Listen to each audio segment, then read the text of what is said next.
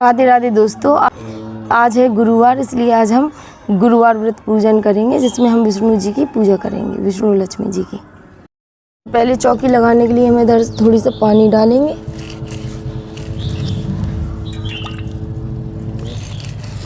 इसमें अब स्वास्तिक बना देंगे इसके ऊपर। कभी भी स्वास्तिक क्रॉस करके नहीं बनाना चाहिए, ऐसे ऐसे बनाते हैं तभी इसका शुभ फल मिलता है हमें। क्रॉस कर देते हैं तो वो गलत हो जाता है। हमारा स्वास्तिक रेडी हो गया। अब इसके ऊपर पटली रख देते हैं। इसमें पीला कपड़ा बिछा हुआ है। अभी हम विष्णु भगवान का अभिषेक करेंगे। अभिषेक करने के लिए सबसे पहले हम कलश रखेंगे। कलश में हमने पानी भरा है, सिक्का डालेंगे और थोड़ी सी चावल डालेंगे और हल्दी भी डालेंगे। इसके ऊपर प्लेट रखेंगे, इसमें थोड़ी चावल डालेंगे। अभी चावल मेरे गिर गए हैं। अब चावल इसमें थोड़े अच्छे से डाल लें और उसके ऊपर फिर हम दिया रख देंगे और इसे प्रज्वलित करेंगे। फिर अभिषेक स्टार्ट करेंगे। सबसे पहले हम कलश का पूजन करेंगे। कलश में पानी, हल्दी लगाएंगे, उसको हल्दी लगाएंगे, चंदन और हल्दी। हाँ, हल्दी। ये कलश गणेश जी माने जाते हैं। हम गणेश जी का पूजन कर रहे हैं। अब इसमें हम फूल चढ़ाएंगे, दूर्वा चढ़ाएंगे। गणेश जी को दूर्वा पसंद है, दूर्वा से हमारे प्यार में। अब हम करेंगे अभिषेक स्टार्ट। विष्णु लक्ष्मी जी हैं और हमें अभिषेक स्टार्ट करेंगे दूध से। पर हम दूध डाल रहे हैं तो इसके बाद थोड़ी सा पानी देंगे, उसके बाद दही डालेंगे। दही से फिर से पानी डालेंगे। ओम नमो भगवते, शहद चढ़ाएंगे। ओम नमो भगवते वासुदेवाय नमः। ओम नमो भगवते वासुदेवाय।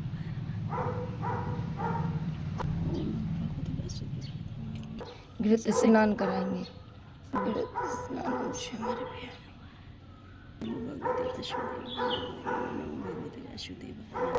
अब हम चीनी को डालेंगे। चीनी डाल के, पिसी हुई चीनी लें ताकि भगवान को ना लगे, और इसी में थोड़ा सा पानी मिला के डालेंगे। ओम नमो भगवते वासुदेवाय। ये पंचामृत बनाया है। इसमें दूध, दही, शक्कर, शहद, घी और ड्राई फ्रूट्स है। अब पंचामृत स्नान कराएंगे। पंचामृत स्नान श्रृंगी से अभिषेक करेंगे। इसके लिए सबसे पहले इसमें थोड़ा सा गंगा जल डालेंगे और इसके बाद इसमें हल्दी मिला हुआ पानी डालेंगे। ओम नमो भगवते वासुदेवाय नमः। ओम नमो भगवते वासुदेवाय नमः। ओम नमो भगवते वासुदेवाय। ओम नमो भगवते वासुदेवाय नमः। ओम नमो भगवते वासुदेवाय नमः। ओम नमो भगवते वासुदेवाय। ओम नमो भगवते वासुदेवाय नमः। ओम नमो भगवते वासुदेवाय नमः। ओम नमः। ओम नमो भगवते वासुदेवाय नमः। ओम नमो भगवते वासुदेवाय नमः। ओम नमो भगवते वासुदेवाय नमः। ओम नमो भगवते वासुदेवाय। ओम नमो भगवते वासुदेवाय नमः। ओम नमो भगवते वासुदेवाय नमः। ओम नमो भगवाय नमः। ओम नमो भगवते वासुदेवाय नमः। ओम नमो भगवते वासुदेवाय। पानी डाल के इन्हें साफ कर देंगे अच्छे से, फिर इनको पहुँच के बैठाएंगे हम। नमो भगवते वासुदेवाय नमः। ओम नमो भगवते। केले के पत्ते में इन्हें विराजमान करें।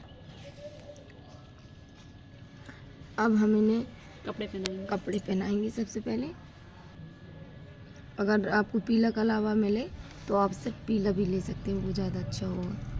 अब उन्हें जनेऊ समर्पित करेंगे। ये पीला जनेऊ है, अगर आपके यहाँ अवेलेबल हो तो आप पीला ही लें, नहीं तो सफ़ेद जनेऊ में हल्दी लगा के भी उन्हें पहना सकते हैं। हल्दी से उनको टीका करेंगे।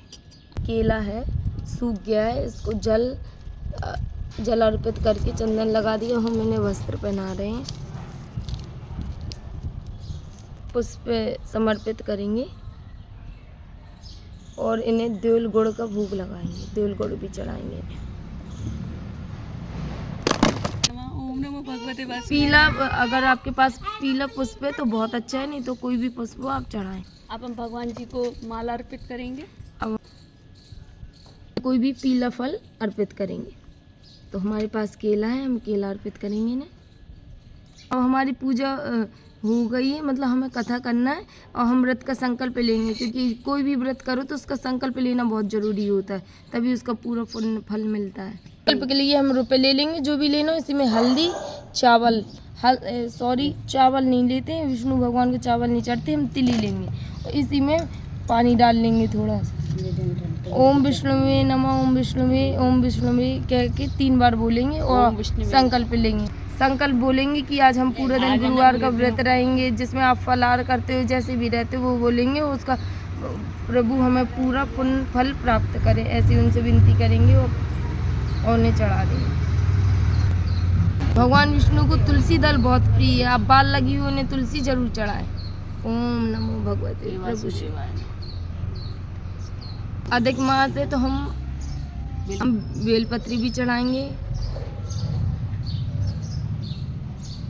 क्योंकि कहते हैं बेलपत्री सब भगवान को चढ़ती है। कथा सुनने के लिए हम तिली लेंगे, तिली और पुष्प लेंगे, और कथा करने के लिए सबसे पहले हम कथा का पूजन करेंगे। जल चढ़ाएंगे प्रभु को, हल्दी लगाएंगे। अब हम कथा स्टार्ट करते हैं। व्रत की विधि। इस दिन तेश्वर महादेव जी की पूजा होती है। दिन में एक समय ही भोजन करें, पीले वस्त्र धारण करें, पीले पुष्पों को धारण करें। भोजन भी चने की दाल का होना चाहिए, नमक नहीं खाना चाहिए। पीले रंग का फूल, चने की दाल, पीले कपड़े तथा पीले चंदन से पूजा करनी चाहिए। पूजन के पश्चात कथा सुननी चाहिए। इस व्रत के करने से बृहस्पति जी अति प्रसन्न होते हैं तथा धन और विद्या का लाभ होता है। स्त्रियों के लिए यह व्रत अति आवश्यक है। इस व्रत में केले का पूजन होता है। व्रत कथा पढ़ेंगे। प्राचीन समय की बात है। भारत में एक राजा राज्य करता था। वह बड़ा प्रतापी तथा दानी था। वह नित्य प्रति मंदिर में भगवत दर्शन करने जाता था। वह ब्राह्मण और गुरु की सेवा किया करता था। उसके द्वार से कोई भी याचक निराश होकर नहीं लौटता था। वह प्रत्येक गुरुवार को व्रत रखता एवं पूजन करता था। हर दिन गरीबों की सहायता करता था, परंतु यह सब बातें उसकी रानी को अच्छी नहीं लगती थी। वह ना व्रत करती और ना ही किसी को एक भी पैसा दान में देती थी। वह राजा से भी ऐसा करने को मना किया करती थी। एक समय की बात है कि राजा शिकार खेलने वन को चले गए। घर पर रानी और दासी थी। उस समय भगवान बृहस्पति देव साधु का रूप धारण कर राजा के दरवाजे पर भिक्षा मांगने आए। साधु ने रानी से भिक्षा मांगी तो वह कहने लगी, हे साधु महाराज, मैं इस दान और पुण्य से तंग आ गई हूँ। इस कार्य के लिए तो मेरे पतिदेव ही बहुत हैं। अब आप ऐसी कृपा करें कि सारा धन नष्ट हो जाए तथा मैं आराम से रह सकूं। साधु रूपी बृहस्पति देव ने कहा, हे देवी, तुम बड़ी विचित्र हो। संतान और धन से कोई दुखी नहीं होता है। इसको सभी चाहते हैं। पापी भी पुत्र और धन की इच्छा करता है। अगर तुम्हारे पास धन अधिक है तो भूखे मनुष्यों को भोजन कराओ, प्याऊ लगवाओ, ब्राह्मणों को दान दो, धर्मशाला बनवाओ, कुआं, तालाब, बावड़ी, बाग बगीचे आदि का निर्माण कराओ तथा निर्धनों की कुंवारी कन्याओं का विवाह कराओ, साथ ही यज्ञादि कराओ। इस प्रकार के कर्मों से आपके कुल का और आपका नाम परलोक में भी सार्थक होगा एवं तुम्हें भी स्वर्ग की प्राप्ति होगी। परंतु रानी साधु की इस बातों से खुश नहीं हुई। उसने कहा, हे साधु महाराज, मुझे ऐसे धन की आवश्यकता नहीं जिसको मैं अन्य लोगों को दान देती फिरूं तथा जिसको रखने और संभालने में ही मेरा सारा समय नष्ट हो जाए। साधु ने कहा, हे देवी, यदि तुम्हारी ऐसी ही इच्छा है तो जैसा मैं तुम्हें बताता हूँ तुम वैसा ही करना। बृहस्पतिवार के दिन घर आंगन को गोबर से लीपना, अपने केशों को पीली मिट्टी से धोना, केशों को धोते समय स्नान करना, राजा से कहना वह हजामत कराए, भोजन में मांस मदिरा खाना, कपड़े धोबी के यहाँ धुलने देना। इस प्रकार 7 बृहस्पतिवार करने से तुम्हारा सारा धन नष्ट हो जाएगा। यह कहकर साधु महाराज रूपी बृहस्पति देव अंतर्ध्यान हो गए। रानी ने साधु के कहने के अनुसार 7 बृहस्पतिवार तक वैसा ही करने का विचार किया। साधु के बताए अनुसार कार्य करते हुए केवल 3 बृहस्पतिवार ही बीते थे कि इसकी समस्त धन संपत्ति नष्ट हो गई। भोजन के दिन दोनों समय परिवार तरसने लगा। भोजन के लिए दोनों समय परिवार तरसने लगा तथा सांसारिक भोगों से दुखी रहने लगा। तब राजा रानी से कहने लगा कि हे रानी, तुम यहाँ पर रहो, मैं दूसरे देश को जाता हूँ, क्योंकि यहाँ पर मुझे सभी मनुष्य जानते हैं, इसलिए मैं यहाँ पर कोई काम नहीं कर सकता। मैं अब परदेश जा रहा हूँ, वहाँ कोई काम धंधा करूँगा, शायद हमारे भाग्य बदल जाएं। ऐसा कहकर राजा परदेश चला गया। वह वहाँ जंगल से लकड़ी काट कर लाता और शहर में बेचता। इस तरह जीवन व्यतीत करने लगा। इधर राजा के बिना रानी और दासियां दुखी रहने लगी। किसी दिन भोजन मिलता तो किसी दिन जल पीकर ही रह जाती। एक समय रानी और दासियों को 7 दिन बिना भोजन के व्यतीत करने पड़े। तो रानी ने अपनी दासी से कहा, हे दासी, यहाँ पास के नगर में मेरी बहन रहती है, वह बड़ी धनवान है। तू उसके पास जा और वहाँ से 5 सेर बेझर मांग कर ले आ, जिससे कुछ समय के लिए गुजारा हो जाएगा। दासी रानी के बहन के पास गई। रानी की बहन उस समय पूजा कर रही थी। बृहस्पतिवार का दिन था। दासी ने रानी की बहन से कहा, हे रानी, मुझे आपकी बहन ने भेजा है, मुझे 5 सेर बेझर दे दो। दासी ने यह बात अनेक बार कही, परंतु रानी की बहन ने कोई उत्तर नहीं दिया, क्योंकि वह उस समय बृहस्पतिवार की कथा सुन रही थी। जब दासी को रानी की बहन से कोई उत्तर नहीं मिला तो वह बहुत दुखी हो गई, उसे क्रोध भी आया। वह लौटकर रानी से बोली, हे रानी, आपकी बहन बहुत ही घमंडी है, वह छोटे लोगों से बात भी नहीं करती। मैंने उससे कहा तो उसने कोई उत्तर ही नहीं दिया। मैं वापस चली आई। रानी बोली, हे दासी, इससे उसका कोई दोष नहीं। जब बुरे दिन आते हैं तब कोई सहारा नहीं देता। अच्छे बुरे का पता विपत्ति में ही लगता है। जो ईश्वर की इच्छा होगी वही होगा। यह सब हमारे भाग्य का दोष है। उधर रानी की बहन ने सोचा कि मेरी बहन की दासी आई थी, परंतु मैं उससे नहीं बोली, इससे वह बहुत दुखी हुई होगी। अतः कथा सुन और विष्णु भगवान का पूजन समाप्त कर वह अपनी बहन के घर आई और कहने लगी, हे बहन, मैं बृहस्पतिवार का व्रत कर रही थी, तुम्हारी दासी हमारे घर गई थी, परंतु जब तक कथा होती है तब तक हम लोग ना उठते हैं और ना बोलते हैं, इसलिए मैं नहीं बोली। कहो दासी, क्यों गई थी? रानी बोली, बहन, हमारे घर अनाज नहीं था, वैसे तुमसे कोई बात छिपी नहीं है, इस कारण मैंने दासी को तुम्हारे पास 5 सेर बेझर लेने के लिए भेजा था। रानी की बहन बोली, बहन देखो, बृहस्पति भगवान सबकी मनोकामना पूर्ण करते हैं, देखो शायद तुम्हारे घर में ही अनाज रखा होगा। यह सुनकर दासी घर के अंदर गई तो वहाँ उसे एक बड़ा घड़ा बेझर का भरा मिल गया। उसे बड़ी हैरानी हुई, क्योंकि उसने एक एक बर्तन देख लिया था। उसने बाहर आकर रानी को बताया। दासी अपनी रानी से कहने लगी, हे रानी, देखो, वैसे हमको जब अन्न नहीं मिलता तो हम रोज़ ही व्रत करते हैं। अगर इनसे इस व्रत की विधि और कथा पूछ ली जाए तो उसे हम भी कर लिया करेंगे। दासी के कहने पर रानी ने अपनी बहन से बृहस्पतिवार व्रत के बारे में पूछा। उसकी बहन ने बताया, हे रानी, बहन, बृहस्पतिवार को सूर्योदय से पूर्व उठकर स्नान करके बृहस्पतिवार का व्रत करना चाहिए, लेकिन उस दिन सिर नहीं धोना चाहिए। बृहस्पतिवार के व्रत में चने की दाल और मुनक्कों से विष्णु भगवान का केले के वृक्ष की जड़ से पूजन करें तथा दीपक जलावें। उस दिन एक ही समय भोजन करें। भोजन पीले खाद्य पदार्थ का करें तथा कथा सुने। इस प्रकार करने से गुरु भगवान प्रसन्न होते हैं, अन्न पुत्र धन देते हैं। इस तरह व्रत और पूजन की विधि बताकर रानी की बहन अपने घर लौट गई। रानी और दासी दोनों ने निश्चय किया कि बृहस्पति देव भगवान का पूजन जरूर करेंगे। 7 दिन बाद जब बृहस्पतिवार आया तो उन्होंने व्रत रखा। घुड़साल में जाकर चना और गुड़ बीन लाई तथा उसकी दाल से केले की जड़ में विष्णु भगवान का पूजन किया। अब भोजन कहाँ से आए? दोनों बड़ी दुखी हुई, परंतु उन्होंने इस व्रत किया था, इस कारण बृहस्पति देव भगवान प्रसन्न थे। वे एक साधारण व्यक्ति के रूप में 2 थालों में सुंदर पीला भोजन लेकर के आए और दासी को देकर के बोले, हे दासी, यह भोजन तुम्हारे और रानी के लिए है, तुम दोनों करना। दासी भोजन पाकर बड़ी प्रसन्न हुई और रानी से बोली, रानी जी, भोजन कर लो। रानी को भोजन आने के बारे में कुछ पता नहीं था, इसलिए वह दासी से बोली, जा तू ही भोजन कर, क्योंकि तू हमारी व्रत में हंसी उड़ाती है। दासी बोली, एक व्यक्ति अभी भोजन दे गया है। रानी कहने लगी, वह भोजन तेरे लिए ही दे गया है, तू ही भोजन कर। दासी ने कहा, वह व्यक्ति हम दोनों के लिए 2 थालों में भोजन दे गया है, इसलिए मैं और आप दोनों ही साथ साथ भोजन करेंगे। फिर दोनों ने गुरु भगवान और को नमस्कार कर भोजन प्रारंभ किया। उसके बाद से वे प्रत्येक बृहस्पतिवार को गुरु भगवान का व्रत और पूजन करने लगे। बृहस्पति भगवान की कृपा से उनके पास धन हो गया, परंतु रानी फिर पहले की तरह आलस करने लगी। तब दासी बोली, देखो रानी, तुम पहले भी इस प्रकार का आलस करती थी, तुम्हें धन के रखने में कष्ट होता था, इस कारण सभी धन नष्ट हो गया। अब गुरु भगवान की कृपा से धन मिला है तो फिर तुम्हें आलस होता है। बड़ी मुसीबतों के बाद हमने यह धन पाया है, इसलिए हमें दान पुण्य करना चाहिए। तुम भूखे मनुष्यों को भोजन कराओ, प्याऊ लगवाओ, ब्राह्मणों को दान दो, कुआं, तालाब, बावड़ी आदि का निर्माण कराओ, मंदिर पाठशाला बनवाकर दान दो, कुंवारी कन्याओं का विवाह कराओ, धन को शुभ कार्यों में खर्च करो, जिससे तुम्हारे कुल का यश बढ़े तथा स्वर्ग प्राप्त हो और पितृ प्रसन्न हो। दासी की बात मानकर रानी ने इसी प्रकार के कर्म करने प्रारंभ किए, जिससे उनका काफ़ी यश फैलने लगा। एक दिन रानी और दासी आपस में विचार करने लगी कि ना जाने राजा किस दशा में होंगे, उनकी कोई खोज खबर नहीं है। गुरु भगवान से उन्होंने प्रार्थना की और भगवान ने रात्रि में राजा को स्वप्न में कहा, हे राजा, उठ, तेरी रानी तुझको याद करती है, अब अपने देश को लौट जा। राजा प्रातःकाल उठकर जंगल से लकड़ियाँ काट कर लाने के लिए जंगल की ओर चल पड़ा। जंगल से गुजरते हुए वह सोचने लगा, रानी की गलती से कितने दुख भोगने पड़े। राजपाट छोड़कर उसे जंगल में आकर रहना पड़ा। जंगल से लकड़ियां काटकर उन्हें बेचकर गुजारा करना पड़ा। उसी समय उस जंगल में बृहस्पति देव एक साधु का रूप धारण कर आए और राजा के पास आकर बोले, हे लकड़हारे, तुम इस सुनसान जंगल में किस चिंता में बैठे हो, मुझे बतलाओ। यह सुन राजा के नेत्रों में जल भर आया और साधु की वंदना कर बोला, हे प्रभु, आप सब कुछ जानने वाले हैं। इतना कहकर राजा ने साधु को अपनी संपूर्ण कहानी सुना दी। महात्मा तो स्वभाव से ही दयालु होते हैं।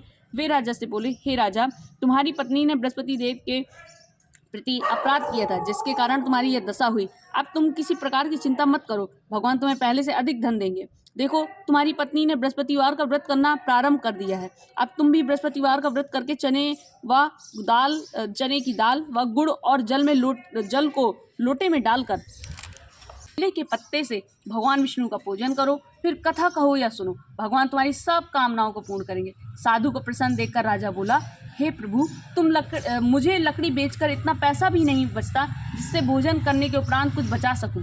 मैंने रात्रि में अपनी रानी को व्याकुल देखा है। मेरे पास कोई साधन नहीं जिससे समाचार जान सकूं। फिर मैं बृहस्पतिवार की कौन सी कहानी कहूँ या सुनूं, मुझको तो कुछ भी मालूम नहीं है। साधु ने कहा, हे राजा, तुम किसी बात की चिंता मत करो। बृहस्पतिवार के दिन तुम रोजाना की तरह लकड़ियां लेकर शहर में जाओ। तुम्हें रोज से दोगुना धन प्राप्त होगा, जिससे तुम भली भांति भोजन कर लोगे तथा बृहस्पति देव की पूजा का सामान भी आ जाएगा। बृहस्पति देव की कथक इस प्रकार है। प्राचीन काल में एक बहुत ही निर्धन ब्राह्मण था। उसकी कोई संतान नहीं थी। वह नित्य पूजा पाठ करता, परंतु उसकी स्त्री बहुत मलिनता के साथ रहती थी। वह न स्नान करती और न किसी देवता का पूजन करती। प्रातःकाल उठते ही सर्वप्रथम भोजन करती, बाद में कोई अन्य कार्य करती। ब्राह्मण देवता बहुत दुखी रहते थे। पत्नी को बहुत समझाते, किंतु उसका कोई परिणाम न निकलता। भगवान की अनुकंपा से एक समय उस ब्राह्मण की पत्नी गर्भवती हुई और 10वें महीने एक सुंदर कन्या को जन्म दिया। निर्धन ब्राह्मण कन्या के जन्म से बहुत दुखी हुआ। धीरे धीरे ब्राह्मण की कन्या बड़ी होने लगी। बचपन से ही उस कन्या की रुचि भगवान विष्णु की पूजा में थी। प्रातः उठते ही स्नान आदि करके भगवान विष्णु की पूजा करने मंदिर में जाती थी। बृहस्पतिवार को व्रत करके विधिवत पूजा पाठ करती थी। पूजा पाठ के बाद वह पढ़ने के लिए पाठशाला में जाती थी। घर से चलते हुए एक मुट्ठी भर जौ साथ लेकर के जाती और पाठशाला के रास्ते में थोड़े थोड़े जौ गिराती जाती थी। जब वह पाठशाला से घर लौटती तो जौ के वह दाने सोने में बदले हुए मिलते थे। लड़की सभी सोने के दाने बीन लाती थी। एक दिन जब वह सोने के दानों को साफ कर रही थी तो उसकी माँ ने कहा, बेटी, सोने के दाने साफ करने के लिए सोने का सूप भी होना चाहिए। अगले दिन बृहस्पतिवार था। उसने भगवान बृहस्पति देव की पूजा करते हुए प्रार्थना की, हे भगवान, यदि मैंने आपका व्रत विधिवत किया हो तो मुझे सोने का सूप दे दो। भगवान बृहस्पति देव ने उसकी मनोकामना पूरी करने का वचन दिया। पाठशाला से लौटते समय उसे रास्ते में सोने का सूप पड़ा हुआ मिला। घर लौटकर सोने का सूप अपनी माँ को दिखाकर वह सोने के दाने साफ करने लगी। उसी समय नगर का राजकुमार उसके घर के पास से गुजरा। उस समय लड़की को सोने के सूप में जौ साफ करते देख राजकुमार उस पर मोहित हो गया। महल में लौटकर राजकुमार ने राजा से उस लड़की से विवाह करने की इच्छा प्रकट की। तो राजा ने ब्राह्मण को महल में बुलाकर राजकुमार से उसकी लड़की के विवाह की बात कही। ब्राह्मण तैयार हो गया। धूमधाम से उस लड़की का विवाह राजकुमार से हो गया। दुल्हन बनकर ब्राह्मण की लड़की महल में चली गई। लड़की के चले जाने से ब्राह्मण फिर निर्धन हो गया। उसे कई दिन भोजन भी नहीं मिलता था। बहुत दुखी होकर ब्राह्मण एक दिन अपनी लड़की के पास गया। अपने पिता से निर्धनता का समाचार सुनकर उसे बहुत सा धन देकर पिता को विदा किया। उस धन से ब्राह्मण के कुछ दिन तो आराम से गुजर गए, लेकिन जल्दी ही फिर भूखे मरने की हालत आ गई। ब्राह्मण अपनी लड़की से धन लेने के लिए फिर महल में पहुंचा। लड़की ने पिता की बुरी हालत देखकर कहा, पिताजी, आखिर आप कब तक मुझसे धन लेकर जीवन व्यापन करेंगे? आप कोई ऐसा उपाय क्यों नहीं करते जिससे आपका घर धन संपत्ति से भर जाए? ब्राह्मण ने कहा, मैंने तेरी माँ को बहुत समझा लिया, पर उसकी समझ में कुछ नहीं आता। उसका फूहड़पन नष्ट हो तो घर की निर्धनता भी दूर हो जाए। तब कुछ सोचकर लड़की ने पिता से कहा, पिताजी, आप कुछ दिनों के लिए माँ को मेरे पास छोड़ जाओ। तब कुछ सोचकर ब्राह्मण पत्नी को लड़की के पास महल में छोड़ आया। लड़की ने अपनी माँ से कहा, माँ, तुम कल प्रातः उठकर स्नान आदि करके भगवान बृहस्पति देव विष्णु जी की पूजा अवश्य करना। पूजा करने से तुम्हारी निर्धनता अवश्य दूर हो जाएगी। लेकिन उसकी माँ ने उसकी कोई बात नहीं मानी। तब क्रोधित होकर लड़की ने अपनी माँ को एक कक्ष में बंद कर दिया। सूर्योदय के समय माँ को उठाकर जबरदस्ती उसे स्नान कराया और फिर मंदिर में ले जाकर भगवान बृहस्पति देव की पूजा कराई। कुछ दिन तक ऐसा करने से माँ की बुद्धि में परिवर्तन हुआ और वह स्वयं बृहस्पति देववार का व्रत रखने लगी। उसके व्रत रखने से ब्राह्मण के घर में भगवान विष्णु की अनुकंपा से धन की वर्षा होने लगी। दोनों पति पत्नी धन संपत्ति पाकर आनंद पूर्वक जीवन यापन करके विष्णु धाम को चले गए। लकड़हारा बने राजा ने उन साधु से भगवान बृहस्पति देव की यह कथा सुनकर बृहस्पति वार का व्रत करके भगवान विष्णु की पूजा की। उस दिन से उसके सभी कलेश दूर हो गए। लेकिन अगले बृहस्पतिवार को काम काज के अधिक व्यस्त रहने के कारण उसने भगवान बृहस्पति देव जी का व्रत नहीं किया। भगवान बृहस्पति देव लकड़हारे से क्रोधित हो गए और उसे भूल की सजा दी। उस दिन नगर के राजा ने नगर में घोषणा करके सबको सूचित किया, प्रत्येक नागरिक मेरे महल में भोजन करने आए, जो नहीं आएगा उसे अपराधी मानकर भारी दंड दिया जाएगा। लकड़हारा बने राजा ने उस नगर के राजा की घोषणा तो सुनी, लेकिन जंगल से लकड़ी काट कर लाने और उन्हें बेचने में देर हो जाने के कारण वह समय पर महल में भोजन करने नहीं जा सका। अतः राजा के सैनिक लकड़हारे को पकड़कर महल में राजा ने उसे महल के एक कक्ष में बैठाकर भोजन कराया। उस कक्ष में एक खूंटी पर रानी का सोने का हार लटका हुआ था। लकड़हारा अकेला उस कक्ष में भोजन कर रहा था। तभी उसने एक आश्चर्यजनक घटना घटती देखी। देखते ही देखते वह खूंटी हार को निकल गई। थोड़ी देर के बाद राजा ने हार को गायब देखा तो लकड़हारे को कारावास में डलवा दिया। लकड़हारा मन ही मन अपने भाग को कोसने लगा। तभी उसे जंगल में मिले साधु का स्मरण हो आया। थोड़ी देर में भगवान बृहस्पति देव सन्यासी के रूप में उसके सामने प्रकट हुए और कहा, हे लकड़हारे, तूने भगवान बृहस्पति देव की पूजा नहीं की, इसी कारण तुम्हें कष्ट हुआ है। लेकिन अब चिंता मत करो, बृहस्पतिवार के दिन कारागार के दरवाजे पर तुम्हें कुछ पैसे पड़े हुए मिलेंगे। उन पैसों से भगवान बृहस्पति देव का व्रत करके उनकी पूजा करोगे तो तुम्हारे सब दुख नष्ट हो जाएंगे। बृहस्पतिवार के दिन दरवाजे पर पड़े मिले पैसों से चने और गुड़ मंगाकर लकड़हारे ने बृहस्पतिवार की कथा कही और भगवान बृहस्पति देव ने प्रसन्न होकर उस नगर के राजा को स्वप्न में लकड़हारे को कारागार से मुक्त करने को कहा। सुबह राजा ने अपने कक्ष में आकर देखा तो खूंटी पर रानी का हार टंगा हुआ था। राजा ने लकड़हारे को मुक्त कर दिया और उसे धन और आभूषण देकर विदा किया। लकड़हारा बना राजा उस नगर से चलकर अपने नगर में पहुंचा तो उसे नगर में कुएं, धर्मशाला, बाग बगीचे देखकर बहुत प्रसन्न हुआ। राजा ने किसी से पूछा, ये कुएं, धर्मशालाएं किसने बनवाई हैं? सबने उसे बताया कि ये सब रानी और उसकी दासी ने बनवाए हैं। राजा महल में पहुंचा तो रानी ने उसका भव्य स्वागत किया। तब राजा ने निश्चय किया कि सप्ताह में एक बार तो सभी बृहस्पति देव का व्रत तथा पूजन करते हैं, परंतु मैं प्रतिदिन व्रत किया करूंगा तथा दिन में 3 बार कथा कहा करूंगा। अब राजा हर समय दुसाले में चने की दाल बांधे रहता था। दिन में 3 बार बृहस्पति देव की कथा कहता। कुछ दिनों के बाद राजा को अपनी बहन की याद आई। एक दिन घोड़े पर सवार होकर राजा अपनी बहन से मिलने चला गया। अभी राजा नगर के बाहर पहुंचा ही था कि उसने कुछ लोगों को एक शव को ले जाते हुए देखा। राजा को स्मरण हुआ है कि आज उसने किसी को बृहस्पतिवार की व्रत कथा नहीं सुनाई है। राजा ने उन लोगों को रोक कर कहा, भाइयों, आप शव को ले जाने से पहले मुझसे बृहस्पतिवार की कथा सुन ले। लोगों ने राजा पर क्रोधित होते हुए कहा, तुम पागल तो नहीं हो? लेकिन कुछ बड़े बूढ़े लोगों ने कहा, अच्छा भाई, साथ में चलते चलते तुम अपनी कथा भी सुना लो। राजा ने चलते हुए आधी कथा ही सुनाई थी कि सब हिलने लगा। राजा की पूरी कथा सुनते ही शव उठकर बैठ गया। लोगों ने हैरानी से दांतों तले उंगली दबाई और अगले बृहस्पतिवार से भगवान बृहस्पति देव का व्रत करने व कथा सुनने का निश्चय कर लिया। अब घोड़े पर सवार राजा चलते हुए एक किसान के पास पहुंचा। किसान अपने खेत में हल चला रहा था। राजा ने कहा, अरे भाई, मुझसे बृहस्पतिवार की कथा सुन लो। किसान झुंझलाकर कहा, अरे भाई, देख नहीं रहे, जितनी देर तक तुम्हारी कथा सुनूंगा उतनी देर में तो पूरे खेत में हल चला दूंगा। राजा निराश होकर चलने लगा। तभी किसान के बैल लड़खड़ाकर जमीन पर जा गिरे। किसान के पेट में भी जोरों का दर्द होने लगा। उस किसान की पत्नी जब खाना लेकर आई तो उसने किसान से इस बारे में पूछा। किसान ने घुड़सवार की पूरी कहानी सुनाई। किसान की पत्नी दौड़ती हुई राजा के पास पहुंचकर हाथ जोड़कर बोली, भैया, मैं तुम्हारी कथा सुनने को तैयार हूँ। राजा ने उसके साथ खेत पर पहुंचकर बृहस्पतिवार की कथा सुनाई। तभी बैल उठकर खड़े हो गए। किसान के पेट का दर्द भी तुरंत ठीक हो गया। राजा अपनी बहन के घर पहुंचा तो उसकी बहुत आवभगत हुई।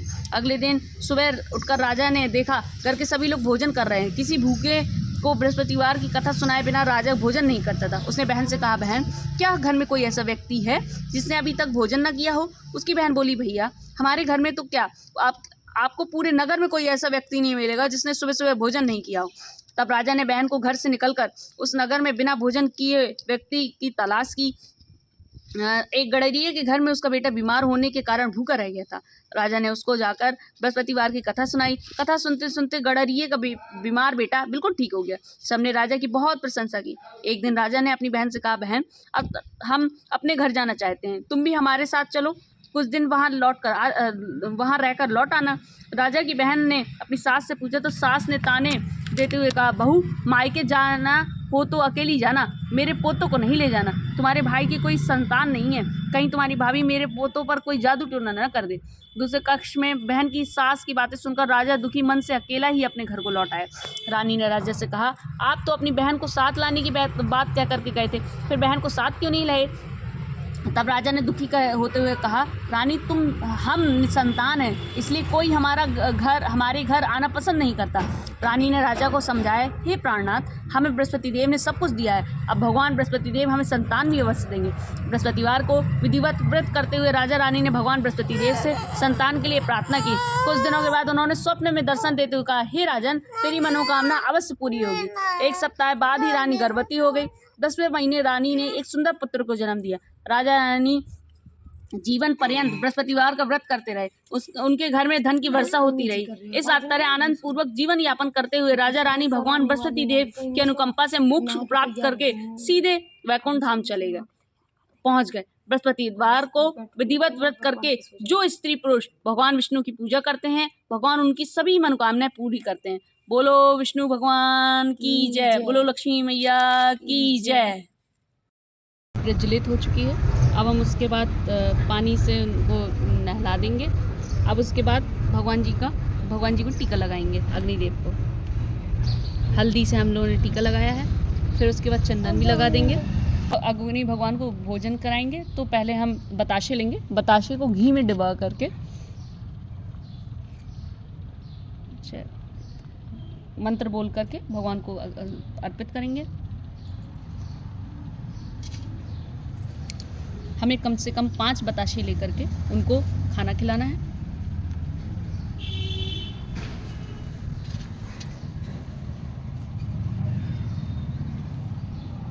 ओम प्राणाय स्वाहा, ओम अपानाय स्वाहा, ओम व्यानाय स्वाहा, ओम उदानाय स्वाहा, ओम समानाय स्वाहा। अब इसके बाद हम होते हुए भगवान जी को अर्पित करेंगे हवन। ओम गंगा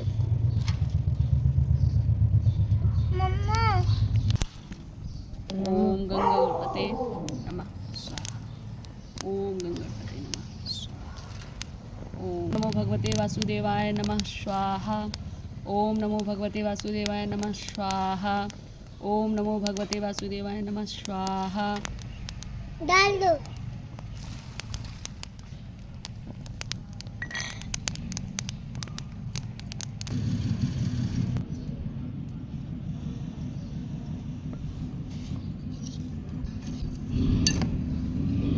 थोड़ी सी हल्दी डाल देंगे इसमें।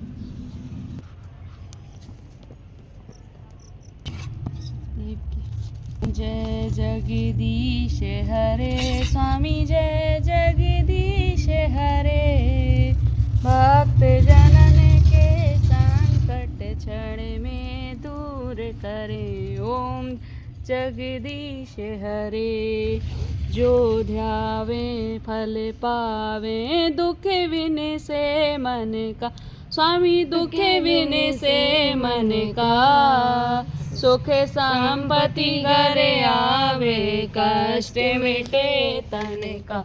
ओम जय जगदीश हरे, माते पिता तुम्हें मेरे, शरण गहूँ में किसकी, स्वामी शरण गहूँ में किसकी, तुम्हें बिने और न दूजा, से करूँ मैं जिसकी। ओम जय जगदीश हरे, तुम्हें पूरण परमात्मा, तुम्हें अंतर्यामी, स्वामी तुम्हें अंतर्यामी, पार ब्रह्म परमेश्वर तुम्हें सबके स्वामी। ओम जय जगदीश हरे। करुणा के सागर तुम्हें पालन करता, स्वामी तुम्हें पालन करता।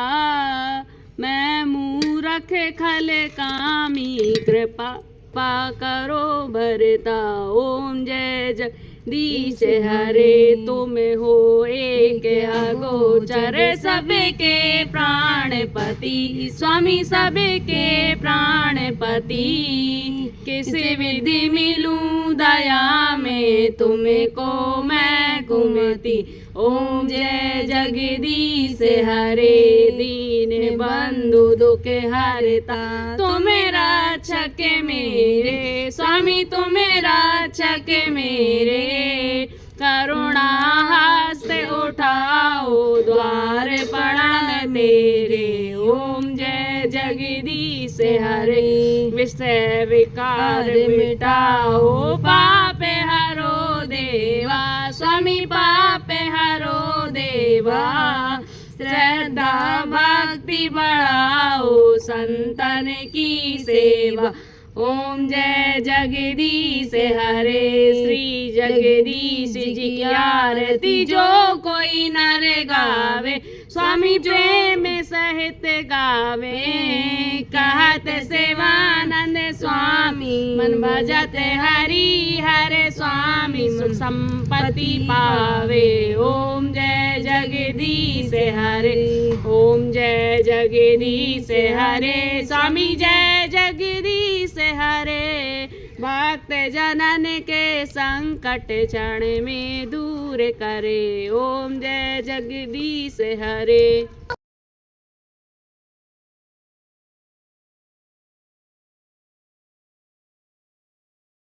और अपनी विनती कहते हुए अब हमारी कथा पूजन समाप्त होता है।